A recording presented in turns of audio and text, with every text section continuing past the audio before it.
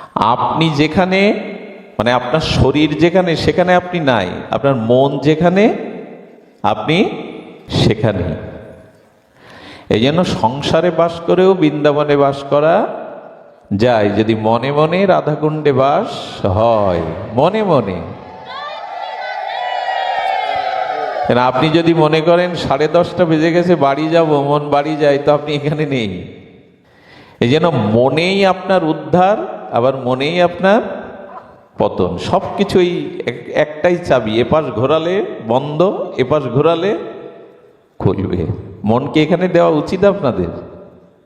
কেউ না বলে না, কারণ সময় তো ফুরিয়ে গেছে। মন যেখানে আপনি সেখানে। আর এই ছোটবেলার দুই বন্ধু, একজন ভক্তিপথে, একজন নেশা ড্রাগ আর এই পতিতালয়ে যাতায়াত করে। 10 বছর পর দুই বন্ধুর রাস্তায় দেখা, যার যার স্বভাব সেদিকে টানে। চল, হরি হরি করলি, চরণামৃত খেলি, আজকে একটু এই খা, একটু এনজয় কর। বলে তুই তো সারা জীবন ওই করলি, চল আমার সাথে একটু হরিনামে চল, এতে কি আনন্দ দেখবি। যার যার স্বভাব সেদিকে তো যায়। জলের স্বভাব নিচের দিকে, আগুনের স্বভাব ওপরের দিকে। আগুনের স্বভাব নিচে নামানো যাবে? আগুনের শিখা নিচে নামানো যাবে? আর জলকে 5 তলায় তুললেও বিন্দু বিন্দু করে আবার যার যার স্বভাব। দুইজন স্বভাবে দুই জায়গায় চলে গেছে। যে বেশ্যালয়ে যায় মদ খেতে, সে বেশ্যালয়ে গেছে, যে কীর্তনে সে কীর্তনে গেছে। কিন্তু বেশ্যালয়ে যে গেছে সেই বন্ধু মনে করছে সারা জীবন অন্যায় পাপ করলাম, আজ বন্ধুর সাথে যদি একটু কীর্তনে ভাগবতে যেতে পারতাম, মনটা ওইখানে। এ কীর্তনে এসছে, পাঠে এসছে ঠিকই, বলছে সারা জীবন তো কীর্তন করলাম, এত করে বললো, জীবনটা তো একদিন উপলব্ধি করতে পারতাম। ওর মন পতিতালয়ে। দুইজন দুই জায়গা থেকে বেরিয়ে বাস পড়ে মারা গেল। দুইজনের গতি হলো কি? কীর্তনে যে গেল তার গতি হলো নরকে। তুমি কীর্তনে ছিলে, কিন্তু মন ছিল পতিতালয়ে। যদিও এটা ঠাকুর রামকৃষ্ণদেব কথামৃতে বলেছেন, কিন্তু অর্থটা গভীর। ও যে ভজন করেছে ওটা নষ্ট হয়নি, ওটাও পরকালে পাবে, কিন্তু ওই মনের গতি মৃত্যুর সময় ওর গতি হয়ে গেল। এই জন্য যেটুকু ভগবানের ভজন সাধন করবেন, একটু মন দিয়ে করবেন।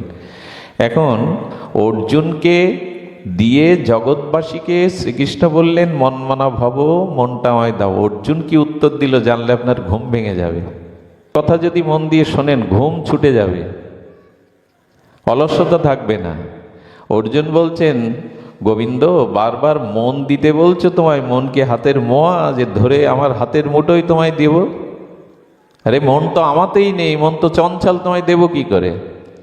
ঘুম ভাঙবে যে কথাই তা বলি। অর্জুন বলছে, বনের মধ্যে এক বানর রয়েছে, আমি বাড়িতে বসে বলছি বানর আপনাকে দিয়ে দিলাম, দেওয়া যাবে? এ দান দান? বনের মধ্যে বানর, আর আমি বাড়িতে বলছি এই বানর আপনাকে দান করে দিলাম। গোবিন্দ তোমার কথাও সেরকম মনে হচ্ছে, মন বানরের মতো চঞ্চল, তাকে তোমায় দেব কি করে? ওইটা তোমায় দেব বললেই দেওয়া যায়? শ্রীকৃষ্ণ এই উত্তরে একটু চুপ হয়ে গেছেন। তাই তো, মন তো আমি চাইছি সবার কাছে, তো মন তো বানরের মতো চঞ্চল, বনের মধ্যে ঘুরে বেড়ায়, ওকে দান দেব কি করে? মন তো আর হাতের মুঠোই নাই। হরিকথায় এমন একটা রস আছে, এটা সময় কাল ভুলিয়ে দেয়, ক্ষুধা তৃষ্ণাও ভুলিয়ে দেয়। যদি শ্রবণের মতো শ্রবণ হয়, উৎকণ্ঠা হয়। এসব বলে আবার আপনাদের বেঁধেও রাখবো না। তো বলতে চাইছি, অর্জুন বলছেন মন বনের বানরের মতো, এখানে থেকে দান করা যায় না কৃষ্ণ। গোবিন্দ ভেবে উত্তর দিলেন, সে উত্তর ওই ঘুম ভাঙবে আপনাদের, আমাদের। বলছেন অর্জুন, এবার তোমার কাছে আমার জিজ্ঞাসা, তুমি যখন খুব শিশু ছিলে তখন কি খেলনা নিয়ে খেলেছো? বলে সব শিশুরাই খেলে। খেলে না? মাটির হোক, আগে যে পুজোর বাজারে পাওয়া যেত ছোট ছোট পুতুল, ছেলেবেলা আমরা খেলেছি কিনা? বলে ওই শিশুকালে ওই যে ঘোড়া, ভেড়া, হাতি, পুতুল, এইগুলো এই খেলনার সাথে শিশুদের একটা প্রিয়তা বা মন খেলনায় চলে যেত। এমনকি প্রমাণ কি জানেন? ঘুমাবার সময়ও খেলনাগুলো বুকে নিয়ে আমরা ঘুমাতাম। এই শৈশবে আমাদের মনটা খেলনার মধ্যে ছিল। এরপর যখন সে একটু একেবারে পৌগণ্ড থেকে একটু কিশোর না, একটু বালক হলো, একটু বয়োবৃদ্ধি হলো, তখন সে বিদ্যালয়ে গেল। আচ্ছা, ছোট ছোট বাচ্চারা প্রাক প্রাথমিকে গেলে তাদের মন কোথায় দেয়? খেলার সাথীদের প্রতি দেয় কি না? ওই যে ছোট ছোট বাচ্চারা প্রাক প্রাথমিক গিয়ে বলে মন তখন অতি শৈশবে প্রাক প্রাথমিকে তার খেলার সাথীদের দিয়ে দিয়েছিলে, তাদের না দেখলে বাঁচত না, বাড়ি থেকেও ওই তাদের কথা বলতো। এরপরে যখন বিদ্যা অর্জন করতে গিয়ে মাধ্যমিক স্তরে গেল, তখন বিদ্যার দিকে মন দিয়ে দিল, লেখাপড়া শিখতে হবে, বড় চাকরি পেতে হবে। এরপর যখন বিদ্যার থেকে মন দেওয়ার, চাকরি বাকরি শেষ হলো, ব্যবসা, এই বিদ্যা শেষ হলো, চাকরি বাকরি ব্যবসা এলো, তখন টাকাতে মন চলে গেল, যায় কিনা? টাকার পরে যখন বিবাহ করলাম, তখন স্ত্রীতে মন যায় কিনা? বরঞ্চ পিতামাতার থেকে তখন স্ত্রীর প্রতি আরো টান আসক্তি চলে যায়। এরপরে যখন বাচ্চা কাচ্চা হলো, সন্তানাদি, তখন স্ত্রীর থেকে আবার সন্তানের প্রতি মন। অর্জুনকে ভগবান বলছেন, এইভাবে তোমার মন এক এক করে এদের দিয়েছ কিনা? বলছে তা তো দিয়েছি। বলে সেইভাবে আমাকে কেন দাও না মনটা? ওদের মতো আমাকে কেন দাও না তুমি? আহা, খেলনাকে দিতে পারলাম, বিদ্যাকে দিতে পারলাম, টাকাকে দিতে পারলাম, সুন্দরী স্ত্রীকে দিতে পারলাম, পুত্রকন্যায় দিতে পারলাম, ওইভাবে আমাকে পারো না? ওই বাচ্চাগুলো খেলছে, কেউ দেখে না ওরা কি করে সব? বলছেন যে ওইভাবে মনটা আমায় দাও। এবার তো আপনাদের একটু বিচার করতে হবে, এইভাবে কতজনকে, কত পরিবেশে কতজনকে মন দিলাম, শুধু দেয়া হলো না ভগবানকে। খেলার সাথী, টাকা, স্ত্রী, ধনসম্পদ। গোবিন্দ বলছেন ওইভাবে আমায় দাও। অর্জুন বলছে পারবো না। এর পরের কোনো সহজ উপায় আছে মন তোমাতে দেওয়া? বলেন আছে। ভগবান তখন বলছেন এক কাজ করো, আমাকে মন দেওয়ার অভ্যাস করো। অভ্যাসটা কেমন? বলে মানুষ যা অভ্যাস করে তার মধ্যে দিয়ে সেটা প্রকাশ হয়। যাদের খুব ভোরবেলা নিদ্রা ভাঙার অভ্যাস, তারা রাত 3টা পর্যন্ত জাগলেন একদিন, দেখবেন রাত 3টায় ঘুমালেও ওই ভোরে ওঠার অভ্যাস আপনার ঘুম ভাঙিয়ে দেবে। না উঠুন, কিন্তু ঘুম আপনার ভাঙিয়ে দেবে। অভ্যাস কেমন জানেন? এক প্রফেসর ভোরের আলো ফোটার আগে ইংলিশে তিনি ভালো অধ্যাপক, কলকাতা বিশ্ববিদ্যালয়, ঘটনাটি সত্য। কলকাতা বিশ্ববিদ্যালয়ে তিনি খুব প্রসিদ্ধ একজন শিক্ষক।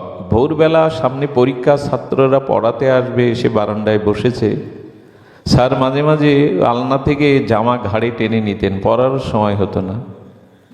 একদিন ওনার স্ত্রী শাড়িটা টেনে নিয়েছেন জামা মনে করে, অভ্যাসবশত টানা অভ্যাস।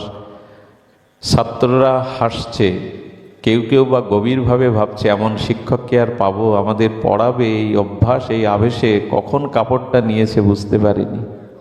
অভ্যাস আপনি যা গড়ে তুলবেন, আপনার অভ্যাস বাধ্য করবে তাই করতে। তো ভগবানে মন দেওয়ার অভ্যাসটা করি কি? বলে সেটা কেমন?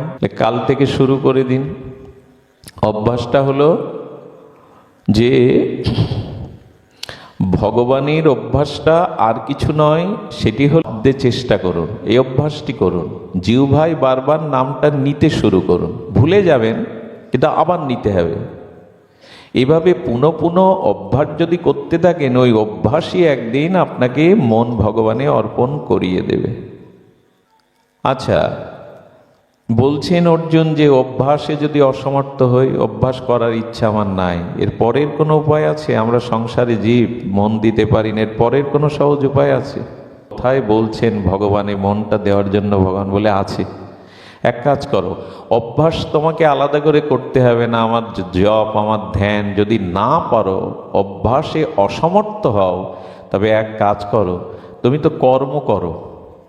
কর্ম করি কিনা আমরা সকাল থেকে রাত পর্যন্ত?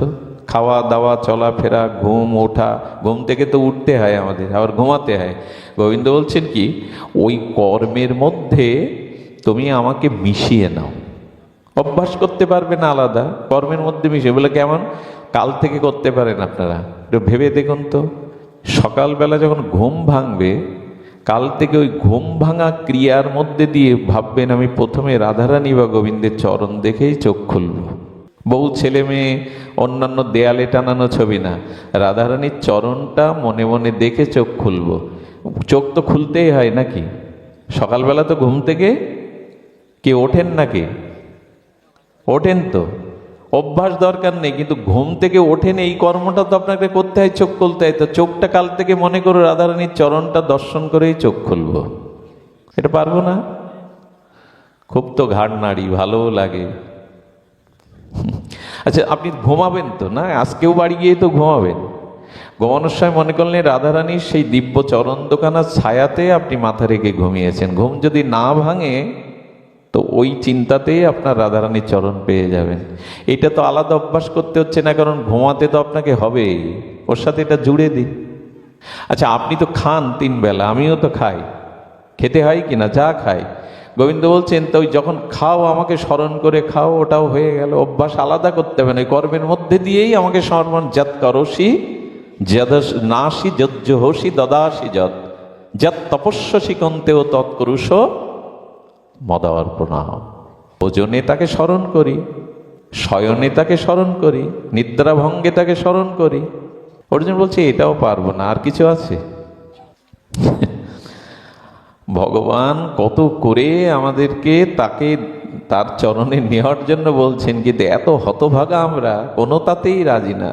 তুমি যাই বলো আমি রাজি না। বলি এরপরে কি আছে? বলে এরপরে কর্মফল সমর্পণ করো, যা কর্ম করছো সেই কর্ম আমাতে সমর্পণ করো। বলে যে কর্মই করছো সেই কর্মফল আমাতে অর্পণ করো, সেই অর্পণের মাধ্যমেও তুমি আমার কৃপা পাবে। কর্মফল সমর্পণ কেমন জানেন? কর্মফল সমর্পণ হলো, কর্ম করছি আমি, কিন্তু তার যে ফল, সেই ফলটা ভগবানে অর্পণ করে দেওয়া। ফল অর্পণ করে দিলে যেটা হয়, দায়িত্ব তখন ভগবানের কাঁধে চলে যায়। কর্মফল যদি ভগবানে সমর্পণ করতে পারেন তখন সেটি ভগবানের উপরেই সমর্পণ হয়ে যায়। কর্মফল আপনাকে ভুগতে হয় না। যদি কর্মে অধিকার, কিন্তু ফলটা আসলে এটাই, ফলটা আমার হাতে নাই। আমি ক্ষেত চাষ করতে পারি, বীজ বপন করতে পারি, বৃষ্টি হওয়াটা আমার হাতে কি? ফসল আমি ফলালাম, ফসল প্রকৃতি থেকে হলো, কিন্তু ঝড় বন্যায় ফসল ওঠাটা আমার উপর নির্ভর করে কি? আমি ঘরের জানলা খুলে দিলাম বাইরের বাতাস পাবো বলে গরমে, প্রকৃতিতে যদি বাতাস বহমান না থাকে তো জানলা খুলে কি করব? ভগবান বলছেন কর্মফল তোমার হাতে নেই, যেন ফলের আশাটা না করে কর্মফল আমাতে সমর্পণ করো। তখন আর দায়িত্ব তোমার নয়, দায়িত্ব আমার।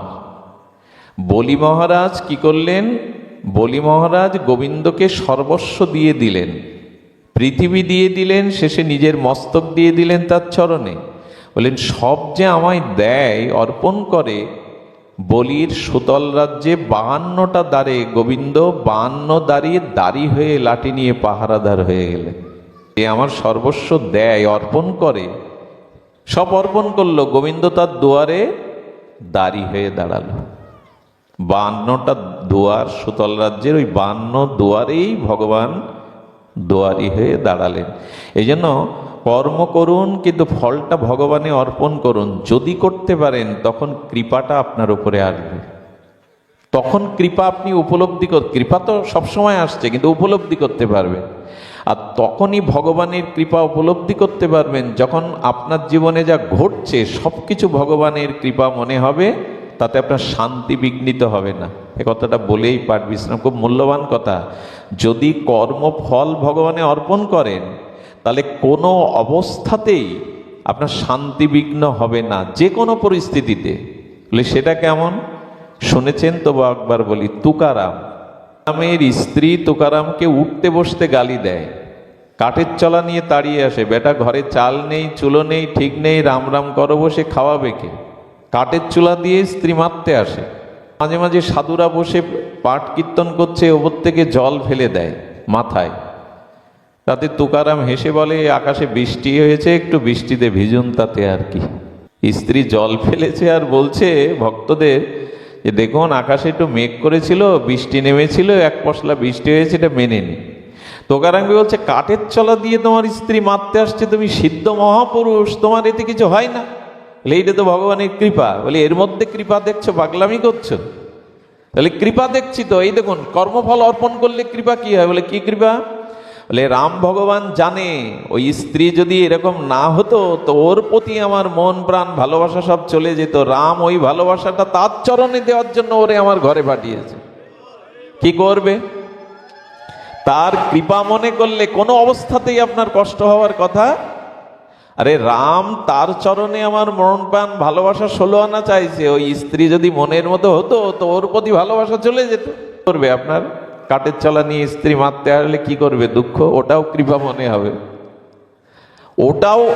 ওটাও বলছেন যে এটাও রামের দুঃখ। কি করবে আপনাকে, কাপড়ে ময়লা লাগে আর আপনি প্রতিবার সাবান দিয়ে জল দিয়ে ধৌত করে পরিষ্কার করেন। আচ্ছা, বারবার সাবান না দিয়ে বারবার না ধুয়ে ময়লাটা যেখান থেকে লাগছে ওটা আটকালেই তো মিটে যায়, যায় কি না? দুঃখ যেখান থেকে আসছে সেই দুঃখটাকে যদি আটকানো যায় তাহলে সুখ খুঁজতে হবে আলাদা। তার মানে সব অবস্থায় যদি মনে হয় এটা ভগবানের কৃপা, তাহলে ওরকম স্ত্রী পড়লেও সে ওই কৃপা মনে করছে যে রাম পাঠিয়েছে ভালোবাসাটা তার চরণে দেয় বলে, তাহলে ওরকম স্ত্রী পেলেও তার কৃপা মনে হচ্ছে। মা বাচ্চাকে চড় মারছে, এটা কৃপা না নিষ্ঠুরতা? সবাই বলুন এটা কি? ছোট বাচ্চা ভুল কাজ করছিল, বেলেট ছুরি চাচ্ছিল বা কোনো জিনিস হাত দিচ্ছিল, মা তাকে চপাটাঘাত করেছে, চড় মেরেছে, এটা মার কৃপা না তার নিষ্ঠুরতা? কিন্তু ছেলেটা কি ভাবছে, নিষ্ঠুরতা। তেমনি আমাদের জীবনে যা ঘটছে, যদি আপনি মন ভগবানকে দিয়ে ভজনে থাকতে পারবেন, আপনার মনে হবে এই অপমান, এই অভাব, এই কষ্ট, এই কলঙ্ক সবই তোমার কৃপা। এই কৃপাবোধটা কর্ম সমর্পণ করলে তখন আপনার মধ্যে আসবে যে যা কিছু ঘটছে প্রভু এটা তোমার কৃপা। মনে আছে সেই ঘটনা, এক রাজার মন্ত্রী যা ঘটছে বলছে ঈশ্বর যা করে মঙ্গলের জন্য। রাজা বলতো তোমার এইটা হ্যাবিটটা কি বলে মাস্টার, অভ্যাস হয়ে গেছে তুমি যা। আচ্ছা, রাজার শিকারে গেছে বনে, গিয়ে রাজার বুড়ো আঙুল সেই কেটে রক্ত স্রোত বইছে। মন্ত্রী তাড়াতাড়ি কাপড় দিয়ে বেঁধে ভগবান যা করে মঙ্গলের জন্য। বলে বেটা, আমার আঙুল কেটে আমি রাজা, রক্ত পড়ছে, আর ভগবান যা করে এই এর বন্দি করত কারাগারে রাখ 3 দিন। এই 3 দিন কারাগারে যখন ঢুকিয়েছে, যখন কারাগারের মধ্যে দিলে বলছে ভগবান যা করে মঙ্গলের জন্য। কারাগারেও মঙ্গলের জন্য, ঠিক আছে। 3 দিন বাদে রাজা গেছে জঙ্গলে। আচ্ছা, জঙ্গলে গেলে জঙ্গলে তো দস্যু ডাকাত থাকে, তারা বনদেবীর পূজা করে, নরবলি দিতে হবে। সে রাজারে ইষ্টপুষ্ট দেখে ধরে ফেলেছে। বলি যেই দিতে যাবে পায়ের আঙুলে চাপ পড়ে দেখে রক্ত, বলে ক্ষত ব্যক্তির, রক্তাক্ত ব্যক্তিকে তো বলি দেওয়ার বিধান নাই, একে ছেড়ে দাও। রাজা ছাড়া পেয়ে বলছে তাই তো 3 দিন আগে পা কাটাতে বললো ভগবান যা করে মঙ্গল, সত্যিই তো বেঁচে গেলাম এই মঙ্গলের জন্য। ওকে কারাগার থেকে বের করার পরে বলছে আচ্ছা তুমি কারাগারে যখন পুচ্ছি তখনও বলছো ভগবান যা করে, ওই কারাগারের মধ্যে তোমার মঙ্গলটা কি বলতে পারো? বলে এখনো বুঝতে পারেননি, আমাকে কারাগারে না রাখলে তো শিকারে আমাকেও নিয়ে যেতেন, আর আমাকেও ধরে বলি চড়াতে, কারণ আমার তো পা কাটা না, তাহলে তো আমার এই বলি পড়াতে হতো। এটা কখন বোঝা যায়? যখন ভগবানে মন দেবেন, কর্মফল তাতে সমর্পণ করবেন, তখন জানবেন যে বিধানই আপনার জীবনে আসছে সবই মঙ্গলে। এই কথাগুলো কেন বলছি জানেন? ভালো থাকার এছাড়া অন্য কোনো ওষুধ নেই। আপনার দুশ্চিন্তা দূর করার, দুঃখ দূর করার ওষুধ এখনো ফার্মেসিতে পাওয়া, এটাই হলো, এই ভগবানের কথাই হলো আপনার ঔষধ ভালো থাকার। এছাড়া আপনি অন্যখানের ঔষধ পাবেন না। এই ভগবত কথামৃতই হলো এই ঔষধ। এর মধ্যে দিয়েই জীবনে নূতন করে বাঁচা শেখা যাবে, নূতন করে পথ চলা যাবে, নূতন করে জীবন খুঁজে পাওয়া যাবে। এই জন্য দুঃখের মধ্যেও তার কৃপা অনুভব হবে, বিপদের মধ্যেও তার কৃপা অনুভূতি হবে। তার করুণাটা আসলে অমঙ্গলের জন্য আসে না, করুণাটা সর্বদা কোনো অমঙ্গলের জন্য জগতে আসে না, সবই মঙ্গলের জন্যই তার করুণাটা আসে। কিন্তু ওই উপলব্ধিটা ভগবানে মন না দিলে, কর্মফল তাকে অর্পণ না করলে এই উপলব্ধিটা আসে না। দেখুন কৃপা কাকে বলে? কুম্ভনাথের কোলে বসে আছে শ্রীনাথজি ভগবান, সখারূপে তো কোলে বসে আছে। হঠাৎ রাজা আসছে ভগবান দাস, এই রাজাকে দেখেই শ্রীনাথজি অর্থাৎ ভগবান কোল থেকে, কুম্ভনাথের কোল থেকে উঠে দৌড়ে দিয়েছে, কি যেন বলতে যাচ্ছিল মুখের কাছে। আর কুম্ভনাথ বলছে, লালা লালা কি বলতে চেয়েছো, বলে যাও বলে যাও, দৌড় মারছ কেন? দেখে রাজা সামনে। উত্তরপ্রদেশের সেই সময় রাজা ভগবান দাস। রাজা যেই সামনে এসছে, রাজাকে দেখে ঘরে ওনার 7 ছেলে, এক ছেলেকে বলছে, খোকা রাজামশাইয়ের জন্য আসনটা আনতো। ঘর থেকে উত্তর দিচ্ছে তার পুত্র, আসন ভেড়া খেয়ে গিয়েছে, ভেড়া আসন খেয়ে ফেলেছে। বলে তাহলে আমার তিলক আনার দর্পণটা আন। বলে দর্পণ চড়ুই পাখি খেয়ে গিয়েছে। বলছে পাগল না উন্মাদ, আয়না চড়ুই পাখি খায়, আরে আসন ভেড়া খায়। পরেক্ষণে রাজার ভুল ভাঙলো, বললো আরেকটা নূতন আসন আর নূতন আয়না নিয়ে এসো। কিছু ঘাস এনে বিছিয়ে দিয়ে রাজাকে বলছে, রাজা এই আমার আসন, আসলে এই ঘাসগুলোই ভেড়া খেয়ে গিয়েছে। রাজা তখন বলছে, দর্পণটা কি দেখি? দেখে একটা মাটির পাত্রে জল, স্বচ্ছ জল, ওই দেখে দেখে তিলক করে। তো সকালবেলা চড়ুই পাখি সে জল খেয়ে গেছে। অমরনাথের দিকে রাজা বলছেন, এত অভাব ঘরে, ভগবান যার সাথে কথা বলে, ভগবান যার সখা, তার ঘরের এই অভাব, এত কষ্ট। আমি আপনাকে এই প্রদেশটা, এই রাজ্যটা দান করতে চাই। এখানে 2টি মুদি দোকান আছে, সারা বছর যা লাগবে সেবায় আমি সেই অর্ঘ্যটা দিতে চাই। রাজাকে নমস্কার করে বললেন, রাজা আপনার কাছে আমার কিছু চাওয়া পাওয়ার নেই, আর দোকানে কি দেবেন? আমার 2টো দোকান এমনি ধরা আছে, তারা আমার কাছে সহযোগিতা করে, যা চাই দেয়, আমি অন্য নতুন দোকানে কারবার করতে পারবো না। বলে এখানে আর দোকান কই? একটা আম গাছ আর কুল গাছ দেখিয়ে বলছে, সারা বছর এদের যে ফল হয় তাই আমার সেবায় লাগে ভগবানের, আমার আর দোকানের প্রয়োজন নাই, আমার আর দোকানের প্রয়োজন নাই। রাজা ভাবছে, ভগবান তোমার ভক্তের কি বিচিত্র, আমি রাজা, ওকে দিতে চাইছি সব, অথচ কিছুই। রাজা আপনি আসুন। কেন বলছে জানেন? মনে মনে ব্যথা পাচ্ছে, আমার কোল থেকে উঠে গেল, কি বলতে চেয়েছিল লালা তা তো শোনা হলো না। যেই রাজা চলে গেছে সেই ব্যাকুল হয়েছে, সঙ্গে সঙ্গে আবার দৌড়ে এসে কোলে বসেছে শ্রীনাথজি। বললো, রাজা কি বলল? তার আগে বলো, তুমি কোল থেকে উঠে চলে গিয়েছিলে, যাওয়ার বেলায় কি বলতে চেয়েছিলে তাই বলো, রাজার কথা থাক। বলো রাজার কথা আগে বলো। আরে আমি তো প্রেরণা দিয়ে রাজাকে তোমার কাছে আনিয়েছিলাম। কেন?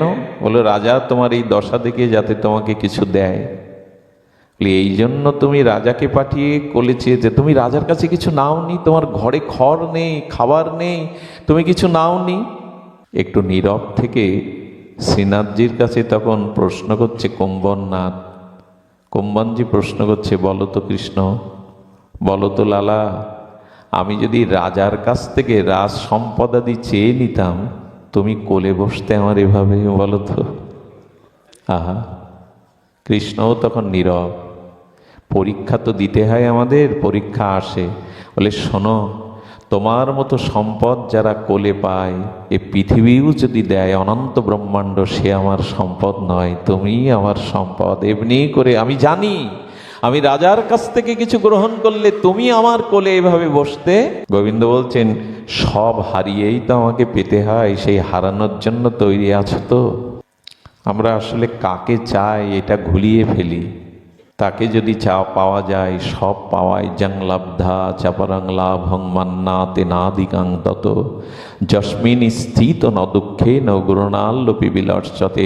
অতি ঘোরতর দুঃখেও বিচলিত হবে না। আমাকে পেলে আর পাওয়ার কিছু বাকি থাকে না, আমাকে জানলে আর জানার কোনো অবশেষ থাকে না। এই ভগবানকে পাওয়া। কুম্ভনাথের 7টা সন্তান, তাকে কেউ প্রশ্ন করলে বলতো আমার 1.5 জন সন্তান। 1.5 জন হয় নাকি? তোমার 7 সন্তান। বলে একজন চতুর্ভুজ দাস, সে শ্রীনাথজির সেবা করে, ভজন করে, ওই জন্য ওই আমার পুত্র। আর একজন শ্রীনাথজির দুধ লাগে, সেই গাভীটাকে বৃন্দাবনে চারিয়ে বেড়ায়, কিন্তু ভজন করেন। ওই যে গাভীটা চারিয়ে বেড়ায়, এই জন্য অর্ধেক সন্তান। আর কেউ আমার সন্তানই না, যে ভজন করে না সে আমার সন্তান না। এদের অনুভূতি দেখুন তো। চতুর্ভুজ দাস ভজন করে আর একজন গাভী চড়ায়, সেই গাভীর দুধ দিয়ে শ্রীনাথজির সেবা হয়, এই জন্য অর্ধেক। একদিন কৃষ্ণদাস যে গাভী চড়ায়, বৃন্দাবন তখন অরণ্য, 700 বছর আগে, সেই সিংহ এসে কৃষ্ণদাসকে খেয়ে ফেললো। ধরে নিয়ে গেল গাভীকে শিকার করতে গিয়ে, ও সামনে ছিল, ওকে শিকার করে। কুম্ভনাথ তখন পদ রচনা করে কীর্তন শোনাচ্ছিলেন শ্রীনাথজিকে। ভগবান তো কীর্তন ভালোবাসে, কীর্তন শোনাচ্ছিল। কানে কানে এসে বলছে, তোমার কৃষ্ণদাস পুত্র একটু আগে সিংহ খেয়ে ফেলেছে, মারা গেছে। যেই বলেছে মন্দিরে পড়ে আর ওইখানে মূর্ছিত হয়ে পড়ে গেছে। সমাজের মানুষ দেখুন উনি কি উদ্দেশ্যে পড়েছেন এটা বিচার না করে কি বলল জানেন? আমার মতো মানুষ, বাহ, এত জ্ঞানী, এত ভক্ত, কেকার পুত্র বলে 1.5 জন পুত্র, এখন পুত্রের মৃত্যু সংবাদ শুনে আমরা তো এরকম ফিট হয়ে যায় না, মূর্ছা হয়ে যায় না? উনি একেবারে পুত্র শোকে শেষ হয়ে গেলেন। এই সমালোচনা সারাদিন চলতে লাগলো। আমরা এই জাতীয় লোক। তুমি কীর্তন করো তো তোমার এই বিপদ হয় কেন? আমি সাতক্ষীরা মেডিকেলে আইসিইউর বাইরে বসে আছি, ভগবানকে স্মরণ করছি। হঠাৎ এক ভদ্রলোক এসে বসলেন, বসে আমার দিকে আড়ে আড়ে খুব প্রসন্ন না অপ্রসন্ন দৃষ্টিতে কয়েকবার তাকালেন। আমার কাছে অনেক পরে প্রশ্ন করছেন, আপনার নাম কি? কড়াভাবে। আমি ততোধিক দৈন্য নিয়ে বলছেন, বিল্বমঙ্গল দেবনাথ। লো, আপনার তো এখানে থাকার কথা না, আপনারা তো এইখানে আসেন না। বুঝতে পারলাম না। না, আপনারা তো বিশ্বাস ফেনা তুলে দেন মুখে, হরি হরি করে ফেনা তুলে দেন। আপনাদের জন্য এই জায়গা বিজ্ঞানীদের জায়গা, এ জায়গা প্রমাণের জায়গা, এ জায়গা তো বিশ্বাসের জায়গা না। আমি তখন বুঝতে পারলাম ওনার উদ্দেশ্য। কেউ কেউ একটু ভক্ত পেলে, সাধু পেলে তো এরকম বলে। তো আমি বলছি একটু যদি বুঝিয়ে বলেন ওইসব ভাওতা দিয়ে কিছু হয় না, কানে কানে ফিসফিস দিয়ে আর ওই কথা বলে ওইসব সব ভ্রম, মিথ্যা, ফাও। আমি কমিউনিস্টবাদী, আমি একজন উকিল, আমি ঈশ্বর ফিশ্বর বিশ্বাস করি না। আপনাদের ওই স্রোতে ফেনা তুলে দেওয়া কিছু। এখন আপনি এখানে এলেন কেন? এই বিজ্ঞানকেই মানতে হবে, ওই সব বগরুজি। বলুন, বিজ্ঞানকেই মানতে হবে, বিজ্ঞানী সব। বিবেকানন্দ বলেছেন, উনি ওর দৃষ্টান্ত দিচ্ছেন। বুঝলাম উকিল, তাই বললাম আমি যদি একটু বলি আপনাকে যে বিজ্ঞান মেনে ডাক্তারি পাশ করে এখানে যারা বড় বড় ডাক্তার আপনি দেখাতে এসছেন, ওরাই অপারেশন থিয়েটারে অপারেশনের আগে বলে আমি চেষ্টা করছি বটে কিন্তু ঈশ্বরের ইচ্ছা। ওরা কেন বলে? বড় বড় ডাক্তাররা বলে কি না? ওটিতে তুলে বলে চেষ্টা আমার, কিন্তু বাকিটুকু বলে ওরা পাগল ডাক্তার, বোঝে না তাই বলে।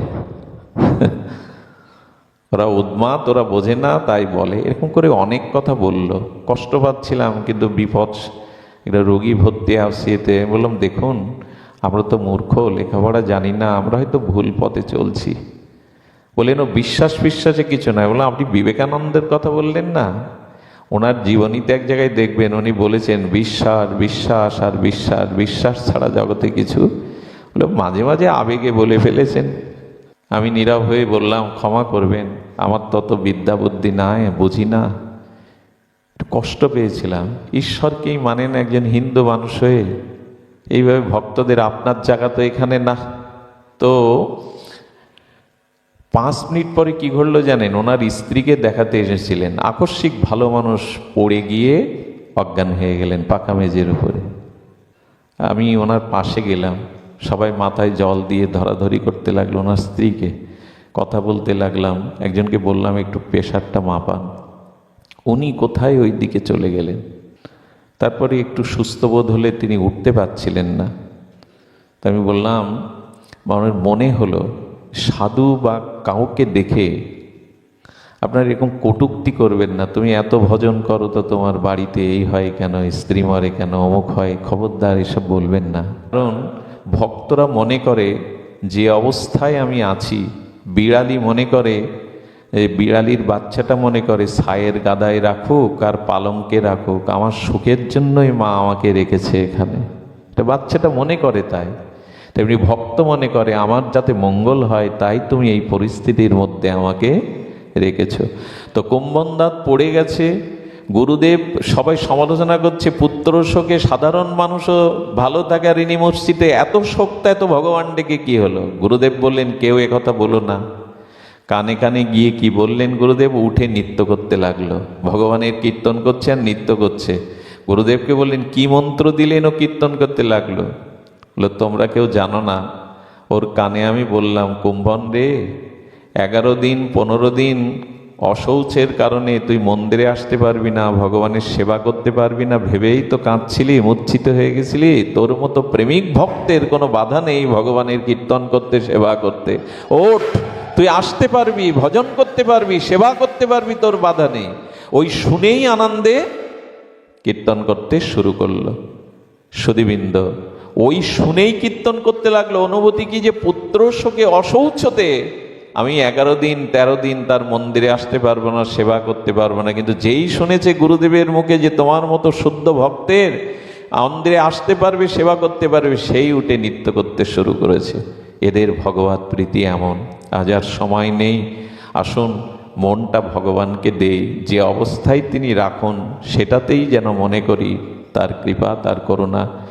এই আমাদের দাদাজি শুভঙ্কর খুব বলেন, দাদা কোথাও যান আর না যান একটু এই পাচাকড়িতে আসবেন। এই ছেলেটা খুব সহজ সরল হয়ে সারা বছর ভক্ত সঙ্গ করে, শুদ্ধ ভগবত জীবন করে। তবে একটা জিনিস বলি, প্রদীপের নিচেটা অন্ধকার থাকে, ওইখানে দেখা যায় না। তুলো পাকলে, পলাশ পাকলে, তুলো গাছে পাকলে ওটা গাছের তলায় উড়ে পড়ে। তেমন পীর বা সাধুদের গ্রামে কেউ মানতে চায় না, এদের প্রভাব দূরে গিয়ে পড়ে। গ্রামে তার দোষ ত্রুটি আপনাদের চোখে পড়তে পারে, নাও মানতে পারেন, কিন্তু যতটুকু দেখেছি ছেলেটা সব জায়গায় যায়, বৈষ্ণবীয় ভাবে চলে। এই জন্য সে কষ্ট করে ভিক্ষা করে আপনাদেরকে এখানে আমন্ত্রণ করে কয়েকদিনের ভাগবত প্রবাহ, ভক্তির প্রবাহ গঙ্গা বয়ে দেয়। ওর জন্য প্রাণ থেকে একটু আশীর্বাদ করবেন। পরিবারের সবাইকে নিয়েও যেন ভজন পথে আরও এগিয়ে যেতে পারে, কৃষ্ণ ভক্তি লাভ করতে পারে। প্রতি বছর আপনাদের চরণধুলিতে তার এই আঙিনা যেন ধন্য হতে পারে। কারণ সাধুর চরণধুলি সকলেই পায় না। অনেকের বাড়ি বিল্ডিং আছে, টাকা আছে, সুন্দরী স্ত্রী আছে, কিন্তু সবার গৃহে হরিকথা হরিনাম ভক্তের পাদধুলো পড়ে না। যাদের পড়ে এরাই ভাগ্যবান। তো সে অবশ্যই ভাগ্যবান। আপনারা তার প্রতি কৃপাশীষ রাখবেন। আর আমি একটু বিলম্ব করে ফেলেছি।